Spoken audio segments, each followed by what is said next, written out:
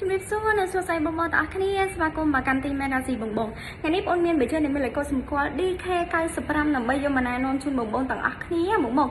អាចកលេចមកគេសិនបានបងបងស្អាតខ្លាំងមែនតើបងបងប្រភេទម៉ូតនេះគឺជាប្រភេទម៉ូតសោកវិញបងប្រភេទម៉ូតសោកនេះបងបងចង់ពាក់ជាប្រចាំថ្ងៃនៅផ្ទះក៏បានបងបងចង់ពាក់ទៅរៀនក៏បានបងបងចង់ពាក់ទៅចូលរួមកម្មវិធីតិចតួចក៏បានបងបងស្អាតខ្លាំងមែនតើមកសម្រាប់ម៉ូតនេះវិញបងបង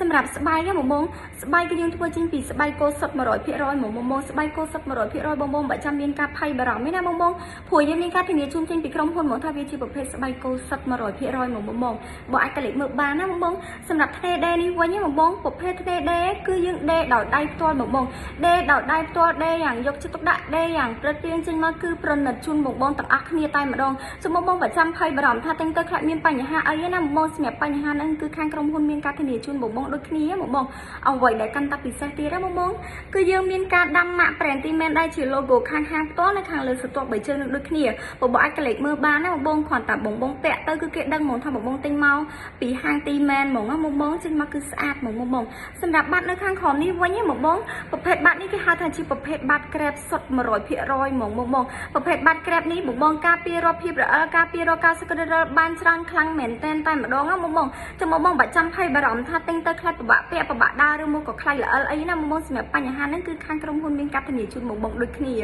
អ្វីដែលកាន់តែពិសេសបងប្រភេទស្បែកជើងនេះបងតម្លៃពេញគឺ$39បងស្ដាប់អត់ច្រឡំទេណាបងប៉ុន្តែដោយសារតែឥឡូវគឺយើងកំពុងតែមានការប្រម៉ូសិនពិសេសជូនបងទាំងអស់គ្នាបញ្ចុះតម្លៃនៅសល់ត្រឹមតែ